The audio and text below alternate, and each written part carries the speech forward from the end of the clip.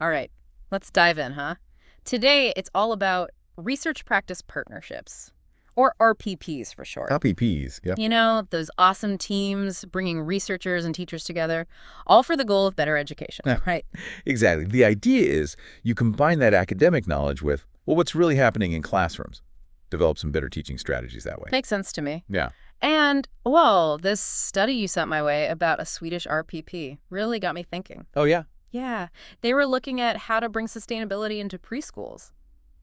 At first, I thought, okay, this will be straightforward. Right. But then things got kind of complicated. Turns out, collaboration, not always the smooth ride we You imagine. got it. That's what the study found, Ashley. A real clash of expectations. Oh, Yeah. See, the researchers, they were going for this true partnership, everyone contributing, everyone learning, but the preschool teachers mm. seemed like they wanted something more directive. Like, just tell us the steps. Exactly. Almost like Huh. they wanted a step-by-step guide. Tell us what to do. Like, we need that reassurance, got to know the right answer. But that surprised me, given how much freedom teachers seem to have in Sweden. It's a great point. And this is where I think understanding how different countries approach education, it's crucial. You see, Sweden and those other Nordic countries, they have this strong emphasis on the didactic tradition. Didactic tradition. Now, that sounds a little intimidating. It's simpler than it sounds, really. It just means Swedish teachers have a lot of freedom in how they teach, less about rigidly following a set curriculum and more about, well, trusting their professional judgment. Create engaging lessons. That's the goal. So tons of freedom, but maybe less guidance on what exactly to teach. Yep. It's like, imagine you're told to cook an amazing meal. You've got this pantry full of ingredients, but no recipe. I see your point. Could be exciting, could be terrifying, Yeah. right? Exactly. Imagine that pressure. So that might explain why some teachers in this study, they seem to want those clear instructions. They're used to having freedom in how they teach, but maybe less secure about the actual content. It's like they're saying, we're good at teaching, just tell us what to teach. Fascinating. So before we go deeper into those differing expectations, right? Right. Let's get a picture of this Swedish preschool system. What's it like? Well, preschool in Sweden is pretty much universal. Most kids go from ages 1 to 5.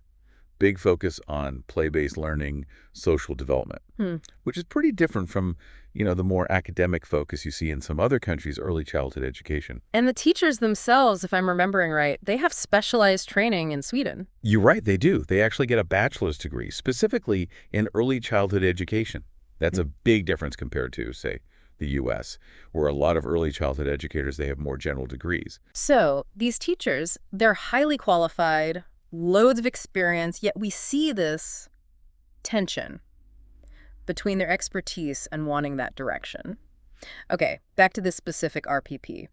Who are the main players? It was a pretty diverse group, actually. You had your university researchers, then preschool teachers from a bunch of schools, also the preschool leaders, the ones overseeing those schools, and even some folks from a nonprofit research institute. Oh, okay. They were helping coordinate the whole partnership. Wow, lots of moving parts there, and probably a lot of different viewpoints. Which really brings us to the core of what we're doing today, this deep dive.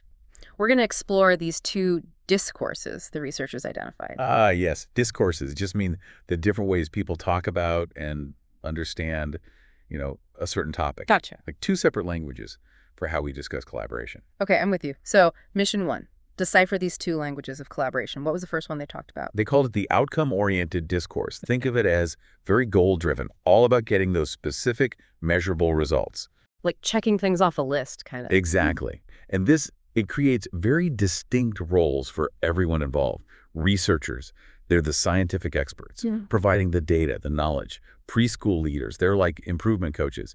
They take that research and figure out how to, make their schools better. And what about the teachers themselves? The teachers, they become the implementers, putting those research findings into action right there in their classrooms. But, like we were saying earlier, there could be some tension there for teachers used to more autonomy, right? Yeah. And there's this quote from the study, it really captures that. One preschool leader describing what the teachers expected. Now you, the researchers, will find out if what we do is correct or not. You will tell us how it is.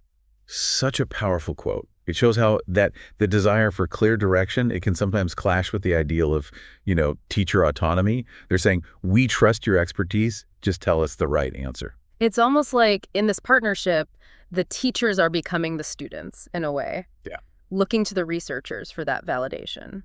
And what's even more interesting is even within this outcome-oriented approach, there was disagreement about how much teachers should be involved in interpreting those research findings. Oh, so even when it's about following directions, there's still debate on how those directions are given? Exactly. Seemed like the researchers wanted to give teachers more ownership, encouraging them to really think about how to apply the research in their own unique situations. Hmm. But the teachers, at least from what their leaders said, they seemed to want, well, more explicit instructions. Okay, so some wanted that recipe to follow, while others were happy to experiment with a pantry full of ingredients. Interesting.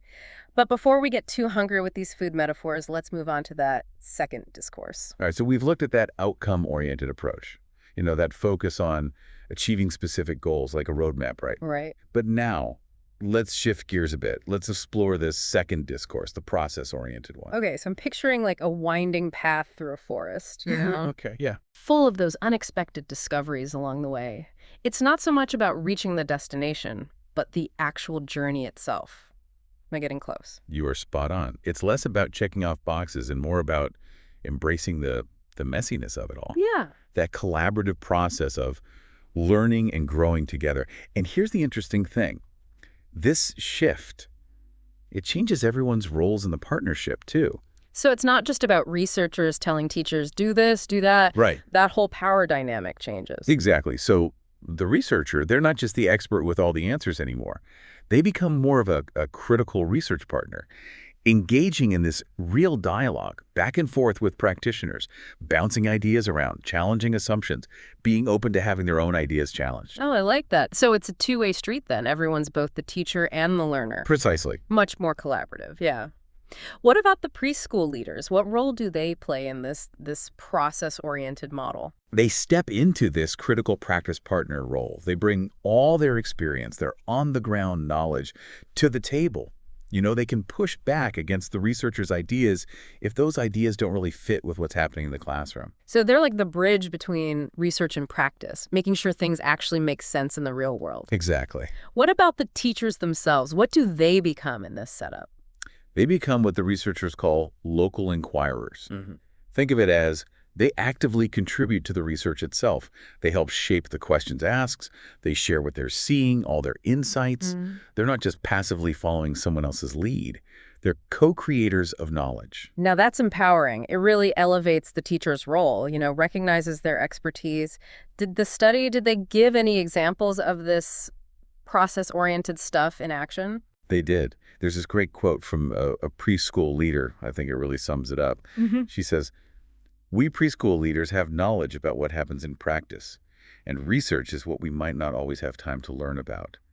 Dare to create amazement and curiosity in each other, in dialogue." Beautiful. It's like they're creating this space where everyone feels safe to share, their knowledge, their questions, even their doubts. It's not about being right or wrong. It's about learning from each other. Exactly.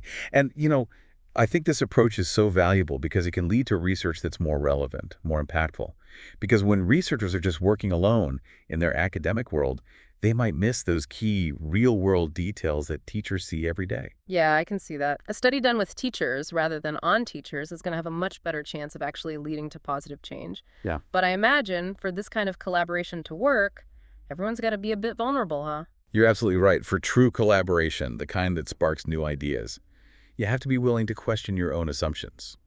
Be open to having your ideas challenged, which can be uncomfortable. Yeah. But that's where the real magic happens. Right. The breakthroughs. So we've got these two distinct approaches then to collaboration. Right. Each with its own, I guess, advantages and disadvantages. Right. Did this particular RPP, did they manage to just pick one and stick with it? Or did things get a bit more messy? Well, like you might expect, real life rarely fits neatly into boxes. Both discourses, they were there in the partnership, sometimes even popping up within the same conversation. So people are switching back and forth between these two collaboration languages. Yeah. That sounds confusing. It was. Did that cause any friction? It wasn't always smooth sailing, no. The researchers and preschool leaders, they seem to be pushing for that more process-oriented approach, especially when talking about those challenges faced in practice. They wanted those deep conversations, the ones that could spark new solutions. But it sounds like the teachers weren't totally on board. And here's where it gets really interesting. The teachers, we don't hear directly from them in the article, but it seemed like they preferred that more traditional outcome-oriented model. They wanted those clear instructions, those concrete answers from the researchers. So even though the researchers and the leaders were aiming for this more collaborative, more equal partnership, the teachers were almost resisting that, pushing back against that change in power dynamics. Exactly. And this brings up some crucial questions about, whose voices are really being heard in these partnerships. If we truly want collaboration, we've got to be aware of those unspoken power dynamics, make sure there's space for everyone to contribute authentically. Makes you think maybe the teachers felt like their expertise wasn't fully recognized in that more process-oriented way of doing things. That's a really good point. It highlights how important it is to be intentional about how we structure these partnerships. If everyone has different expectations about their roles, about communication, it's going to lead to misunderstandings, to frustration. So clear communication right from the start is key, and everyone needs to be on the same page about what they're trying to achieve. Absolutely. And maybe even more important, a willingness to acknowledge and address those power dynamics. They're always there in any collaborative effort. Okay, so let's recap. We've got these two contrasting approaches to collaboration. The outcome-oriented, with its focus on clear goals, defined roles. Right. And then the process-oriented, where it's all about mutual learning, those unexpected discoveries. Exactly. And this particular RPP, while aiming for that more collaborative process-oriented model, they had some resistance, didn't they? From the teachers who seemed more comfortable with that traditional outcome-focused way of doing things. And all of this is happening within the context of the Swedish education system, right? Right. Where teachers have a ton of autonomy, but also maybe some insecurity about what good teaching looks like in this new area of sustainability. Precisely. So before we wrap up, I want to turn the tables a bit. I've got a question for you, our listener. Think about your own experiences with collaboration, whether it's at work, in your community, or even in your personal relationships.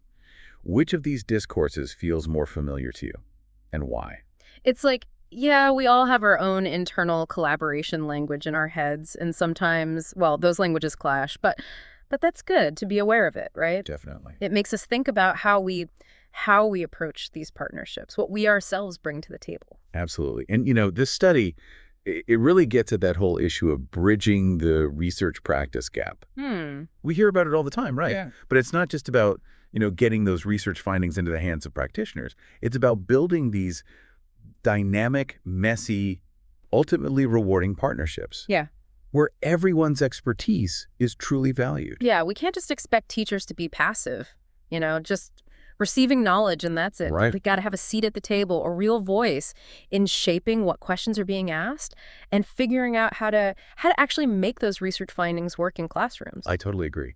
And it's not about saying one discourse is better, outcome-oriented versus process-oriented. Right. It's about finding that balance between having clear goals, but also being open to those unexpected discoveries. Okay, yeah, I see what you're saying. But how do we actually do that? Create RPPs that are goal-driven, but also flexible enough to adapt, because a real-world collaboration, it throws curveballs, right? That's the million-dollar question, isn't it? Yeah. And honestly, I don't think there's a single right answer that works for everyone.